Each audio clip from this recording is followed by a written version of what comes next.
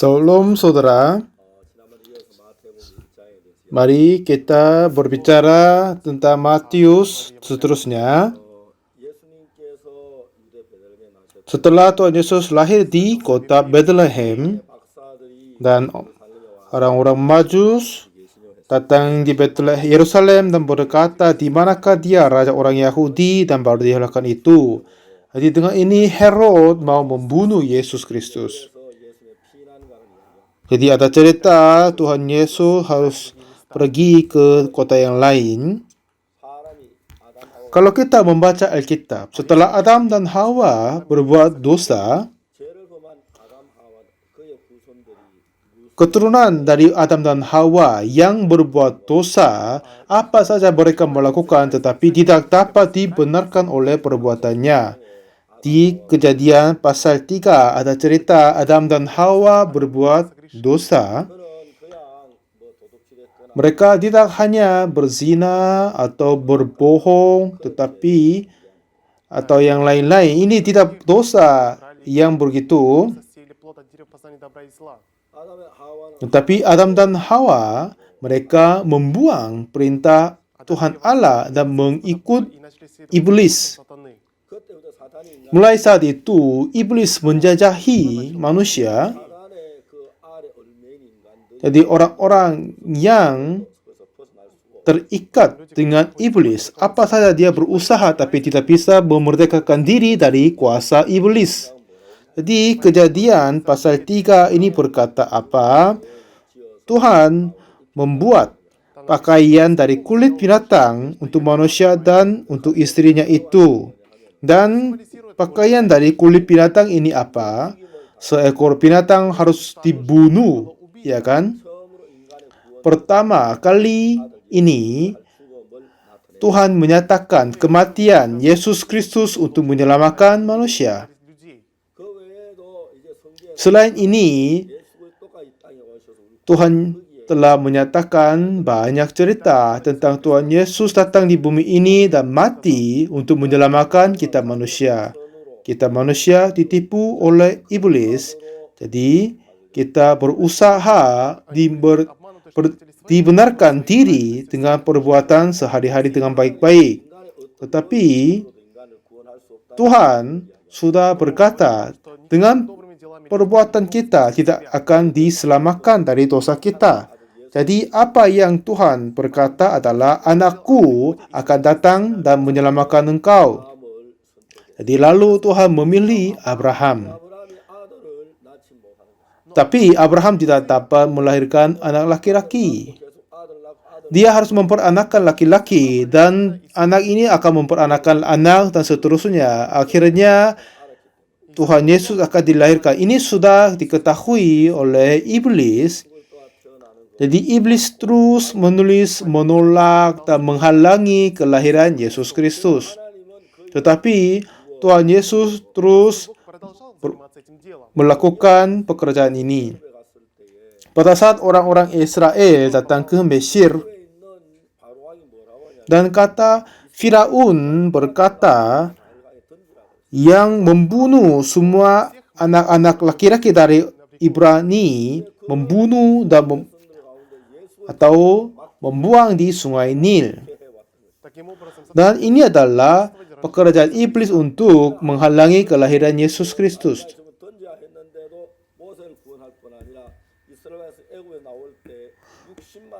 Tetapi oleh karena itu banyak orang-orang Israel harus membunuh mati di sana. Tetapi pada saat mereka keluar dari Mesir, jumlah orang laki-laki saja sudah melebihi 600.000. Sudah menjadi banyak sekali. Ini berkat Tuhan. Dan iblis terus menghentikan sisilah Yesus Kristus dan memberi kelaparan di sana. Untuk kelaparan, menghentikan keturunan untuk Yesus Kristus. Jadi Tuhan telah mengutus Yusuf dan mempersiapkan cara bagaimana mereka dapat diselamatkan dari kelaparan untuk menggenapkan kehendak Allah yang terbesar, kan? Untuk itu ada peperangan di antara iblis sama Tuhan seterusnya. Jadi Kalau kita membaca kitab, ya pada saat Firaun suruh kepada orang membuang anak laki-laki di sungai Nil, seharusnya Musa juga mati pada saat itu. Pada saat Musa mengeluarkan orang-orang Israel keluar dari Mesir, lebih banyak dari 630.000 orang semua dapat keselamatan Tuhan. Apakah ini hal yang besar sekali kan? Dengan ini pemula kelahiran Yesus Kristus. Dan orang-orang Majus datang kepada Herodes berkata, di manakah dia, raja orang Yahudi yang baru dilahirkan? Jadi Raja Herodes terkaget. Aku ini adalah raja. Siapa yang datang? Raja yang baru ini. Herodes ini mau menjaga posisinya, jadi dia mau membunuh semua anak yang lahir di sana. Dengan cara ini dan yang lain, seterusnya iblis berusaha menghentikan pekerjaan Tuhan. Dan melalui cerita Tamar, kita belajar itu juga. Tetapi Tuhan terus-menerus mengerjakan melalui orangnya untuk mengalahkan pekerjaan iblis. Jadi Raja Herodes dia berusaha membunuh Yesus yang baru dilahirkan. Tetapi Tuhan dengan pakai cara yang istimewa nampak diri kepada Yusuf dan menyelamatkan Yesus Kristus. Jadi malaikat Tuhan datang kepada Maria dalam mimpi, Herod akan membunuh kamu, jadi pergi ke Mesir. Jadi seperti yang begitu mereka mengungsi ke Mesir, tetapi sudah ada emas sama minyak mur dari orang-orang Majus dari timur, jadi itu sudah bisa membiayai ke Mesir. Setelah Herodes mati, balik ke Israel. Jadi semua cerita yang terjadi sampai sekarang ini, tujuan Tuhan adalah melahirkan Yesus di bumi ini. Tetapi iblis terus-menerus berusaha untuk menolak Tuhan Yesus lahir di dalam bumi ini. Ini cerita yang saya berkata yang dulu.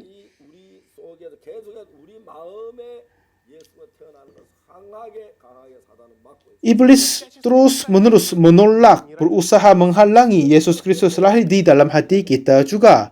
Pada saat kita melihat bagaimana iblis bekerja, oh ya, aku akan tidak berhasil, aku tidak akan berhasil dalam pelayanan misi. Di dalam pelayanan misiku tidak akan berhasil. Aku tidak boleh memberitakan Injil.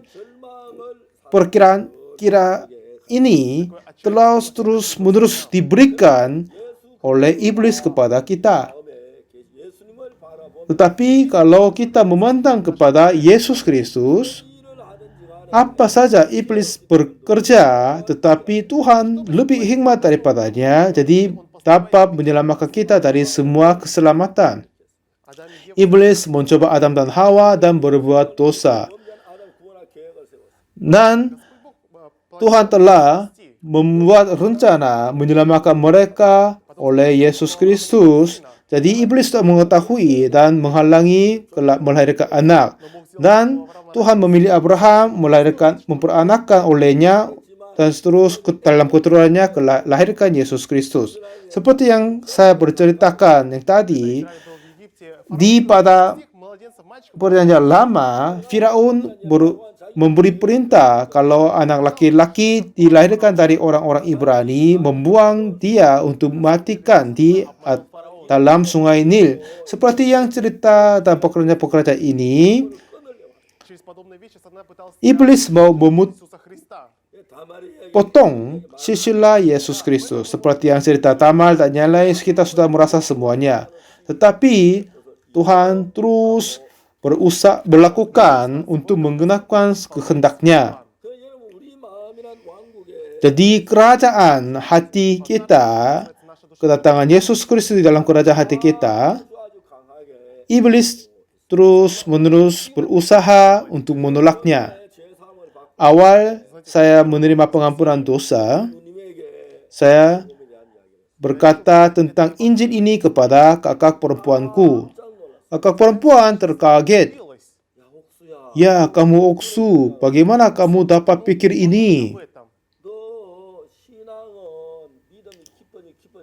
Ya, di dalam kehidupan rohani ini, kalau kamu menerima iman yang lebih mendalam, harus berasa sopan, harus menjadi sopan, tapi kamu tidak punya dosa. Ini hati yang tinggi. Kamu menjadi masalah ini. Jadi, kakak perempuanku tidak mau dengar daripadaku. Ini bukan hati yang arogan, sombong, tetapi cerita Yesus mengampun dosaku, ya kan? Tapi kakak terus berkata, ya Oksu, coba pikir, pendeta kami berkata aku orang berdosa, diakon, penatua, majelis mereka semua berkata aku orang berdosa.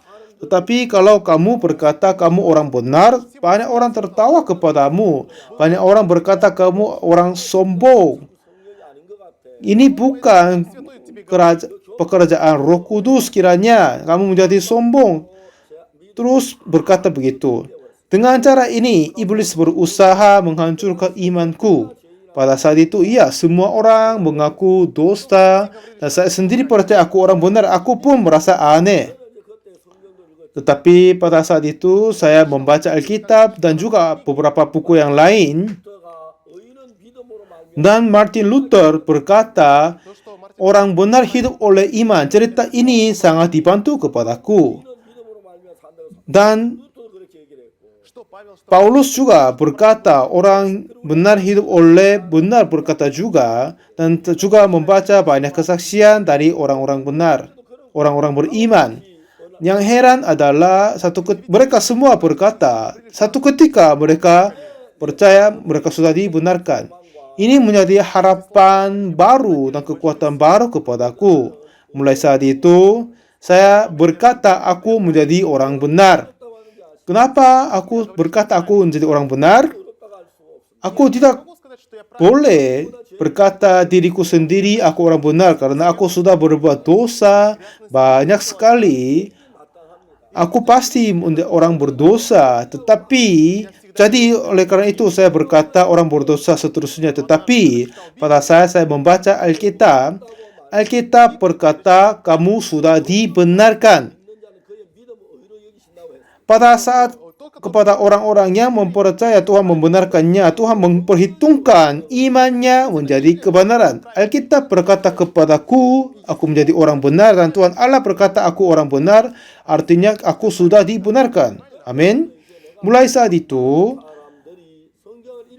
banyak orang sudah membaca Alkitab, tetapi tidak mempercaya firman Tuhan. Tetapi setelah membaca Alkitab, tetapi mereka berbicara sesuai dengan pikirannya. Aku juga, kalau saya melihat diriku sendiri, aku telah berbuat dosa, jadi aku tidak rakyat berkata aku orang benar. Bagaimana mungkin saya orang benar? Aku juga sudah berbuat banyak dosa. Saya berkata kepada teman-teman saya, anak muda di waktu itu, saya susah sekali karena dosaku. Tapi satu ketika saya menerima pengampunan dosa karena darah Yesus Kristus, jadi saya menjadi orang benar. Saya berkata begitu. Dan beberapa hari kemudian ada ruangan untuk gereja kami, ada ruangan untuk pemuda-pemudi. Selalu kami main-main di sana. Pada saya mau masuk ke situ, ada suara dari dalamnya. Mereka berbicara tentang saya. Ya, si Pak Oksu itu orang anak yang lucu itu. Saya sudah tahu dia. Aku sudah tahu apa dosa yang dia sudah berbuat. Tapi dia buat apa? Aku tidak punya dosa. Dia tidak punya kejahatan. Dan sudah menjadi benar, ya siapa yang dapat percaya? Semua yang tertawa, dan semua orang yang tertawa juga. Ya. Dan saya benar sekali, dia sama saya sudah berbuat banyak dosa. Dan kiranya setelah dia berbuat dosa, dia mengaku aku orang berdosa, kelihatannya sopan hati. Dan walaupun saya berbuat dosa bersama dia, tetapi aku berkata saya menjadi orang benar, ini kelihatannya tidak baik, tetapi apa katanya Alkitab adalah Tuhan telah membenarkan aku. Semua orang telah berbuat dosa, telah kehilangan kemuliaan Allah. Roma 3 ayat 23, 24, dan oleh kasih karunia telah dibenarkan dengan cuma-cuma karena penebusan dalam Kristus Yesus. Ya, artinya Tuhan telah membenarkanku dengan cuma-cuma. Ya, kalau Tuhan berkata aku sudah benar, apakah saya sungguh benar atau tidak? Sebelumnya saya selalu mengaku berdosa dan meminta ampun, tetapi Tuhan Allah berkata, Tuhan telah membenarkanku. Ada tabrakan pikiran saya dan firman Tuhan. Tuhan berkata, aku tidak mengingat dosamu, tapi saya masih mengingat dosa sendiri. Tuhan berkata, aku telah mengampuni dosamu seperti salju, tapi saya kira aku masih punya dosa. Jadi saya melihat pikiranku terus berkelahi sama firman Tuhan. Bagaimana saya dapat kalahkan Tuhan Allah? Tidak mungkin kan? Jadi iya, kalau Tuhan Allah berkata aku telah membenarkanmu, ya saya sudah dibenarkan. Kalau Tuhan berkata aku telah dikuduskan, saya sudah dikuduskan. Kalau dia berkata aku telah menghapuskan dosamu, ya sudah dihapuskan. Kalau dia tidak lagi mengingat dosaku, pasti tidak akan mengingat. Aku dapat iman sesungguh percaya itu. Sampai sekarang bukan saya tidak berbuat dosa jadi aku menjadi orang benar, tetapi kuasa yang saya berbuat dosa membandingkan kuasa Tuhan Yesus mengampuni dosa. Kalau jumlah dosa yang saya berbuat dosa lebih besar daripada kuasa Tuhan Yesus mengampuni dosa, aku akan menjadi orang berdosa. Tetapi kuasa Tuhan Yesus mengampuni dosaku lebih besar daripada jumlah saya berbuat dosa kecil, aku menjadi orang benar kan? Di mana saja kitab suci yang saya membaca, aku sudah dibenarkan. Walaupun ya ada beberapa yang berkata kepadaku aku jahat, tak kotor, tapi kalau Tuhan Allah berkata aku telah membenarkan engkau, aku sudah dibenarkan. Pada saat Tuhan Yesus datang kepada Yairus, anak Yairus mati. Nah, semua orang berkata mereka sudah mati. Tapi Tuhan Yesus berkata yang beda. Jangan takut, anak ini. Jangan menangis. Ia tidak mati tetapi tidur. Mereka tawarkan dia. Semua orang tahu anak ini sudah mati. Ini sudah mati lama. Tubuhnya menjadi beku, menjadi dingin. Apakah orang ini tidak bisa membagikan? Orang tidur dan mati. Bagaimana dia memanggil dia sendiri menjadi anak Tuhan? Banyak orang tertawa kepadanya. Jadi semua orang berpikir bahwa pikiran mereka adalah baik dan firman Tuhan adalah salah. Tapi sebentar lagi Tuhan membangkitkan perempuan ini, anak ini. Jadi apakah anak ini hidup atau mati? Ya, akhir-akhirnya kata Yesus anak ini tidur ini sudah benar. Jadi pandangan Yesus, pandangan kita sudah jauh berbeda. Tetapi bodohnya kita kira pandangan kita menjadi lebih baik daripada yang lain. Walaupun kita memandang dengan baik-baik dan mengetahui dengan baik-baik, tetapi kalau Tuhan Yesus itu tidak, itu sesungguhnya tidak. Kalau Tuhan berkata dia tidur, artinya dia sungguh tidur. Kalau Tuhan Yesus berkata dia mati, sungguh dia mati. Ini sudah berbeda. Di dalam tempat retreat kami membuat tempat penimpan air yang besar. Setelah kami membangun tempat simpanan air besar, sekitarnya kami menanam pohon-pohon di situ. Ya, pohon pinus itu kelihatannya bagus sekali. Jadi saya sekali memotong semua. Jadi kami memutuskan pindahkan pinus ke tempat yang lain. seharusnya tepung dengan tanah bersamanya. Jadi membawa lalu memindahkan, menambang dengan tanah-tanah dan memindahkan tempat yang lain. Di Korea, pohon pinus itu mahal, jadi kami menambang dan memindahkan tempat yang lain. Tapi satu ketika, satu orang pegawai Kementerian Hutan datang ke tempat kami dan bertanya kepada kami, siapa menanam pohon pinus ini di sini? Kami menjawab, iya, kami sendiri. Dan pegawai itu tertawa. Kiranya kalian, apakah pohon ini akan hidup? Ya, pasti akan hidup kan? Ya, pohon itu masih segar kelihatannya. Tapi kata dia menjadi syok kepada kita. Pohon-pohon ini sudah mati. Kenapa? Kami tanya. Pohon pinus ini sangat sensitif. Kalau pindahkan tempat harus mengawasi beberapa hal, katanya. Salah satu adalah arahan.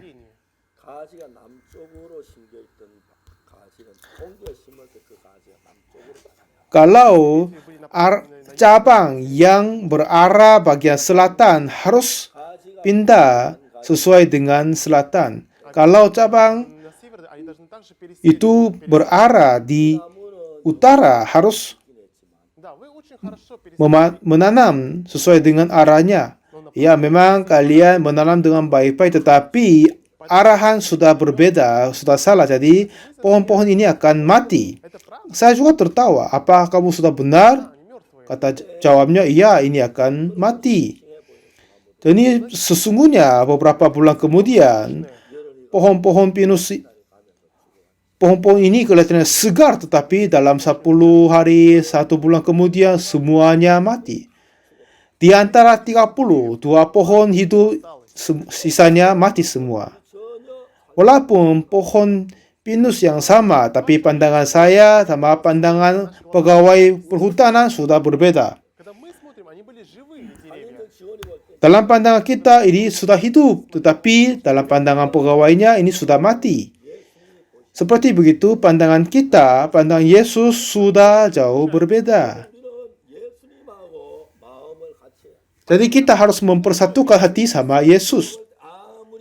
Bagaimanapun kita menganggap itu hidup, tetapi kalau pandangan Yesus ini sudah mati, artinya ini sudah mati. Bagaimana kalau pandangan kita ini adalah bagus dan benar? Kalau Tuhan Yesus mengatakan ini jahat, ini tetap jahat. Jadi kita harus menyangkal pendapat kita dan menerima pendapat Yesus. Ini adalah orang Kristen dan kepercayaan kepada Yesus. Pada zamannya Nuh, Tuhan berkata akan datang hujan. Dan tidak ada orang yang mempercaya akan terjadi akhir bah. Dengan pandangannya mereka, tidak sama sekali ada kesempatan akan hujan. Hari-hari cerah dan cuacanya bagus sekali. Mereka percaya apa? Percaya keadaan. Tetapi Nuh mempercaya Tuhan, melainkan keadaan.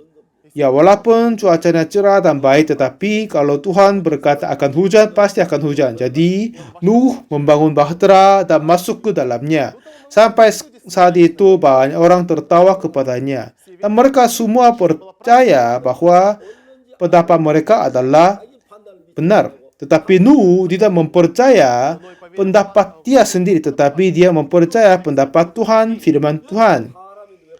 Ya, kita semua sebagai manusia ada pandangan dan keputusan, kan? Kita juga mempunyai hak keputusan dirinya sendiri.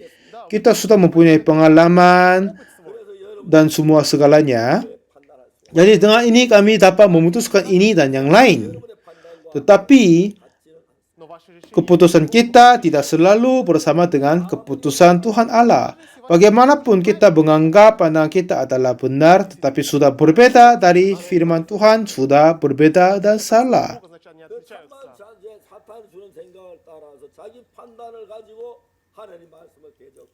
Banyak orang mengikuti keputusan-keputusan dari iblis dan melawan keputusan dari Tuhan. Ada banyak sekali. Jadi sekarang, biar kita masuk ke dalam Yesus Kristus, mau menerima iman dalam Yesus Kristus. Terlebih dahulu, kita harus menyangkal keputusan kita. Apakah keputusan pendapat kita adalah benar? Kenapa saya memutuskan ini? Kalau kita hidup tanpa pikiran apa saja, kita tidak tahu. Tetapi kalau kita berpikir sedikit, kita dapat memahaminya. Kalau kita dapat mengerti itu, kita dapat merasa keputusan-keputusanku adalah jahat dan tidak baik. Setelah itu, kepada kita menjadi orang yang tidak mempercayai dirinya sendiri. Ya, dalam pandanganku tidak akan hujan, tetapi Tuhan berkata akan hujan. Walaupun kelihatannya mati, tapi Tuhan Yesus katanya, dia tidak mati, tapi tidur. Kalau gitu, kita bisa ikut Yesus Kristus. Walaupun kita merasa jahat, tapi Tuhan berkata, aku membenarkanmu, aku telah mengutuskanmu. Kalau begitu, kita percaya bahwa kita menjadi orang benar, menjadi orang kudus. Jadi orang-orang Tuhan tidak akan mempercayai pikirannya, tetapi mempercayai firman Tuhan. Melainkan ini, walaupun ada seseorang yang berbuat baik sekali, tetapi tidak percaya firman Tuhan, orang ini tidak diaku orang dari Tuhan. Kehidupan rohani yang sebenarnya menurunkan semua pendapat dan pengalaman kita dan menerima firman Tuhan. Inilah iman yang sesungguhnya. Terima kasih banyak. Sesi berikutnya kita bertemu lagi. Sampai bertemu.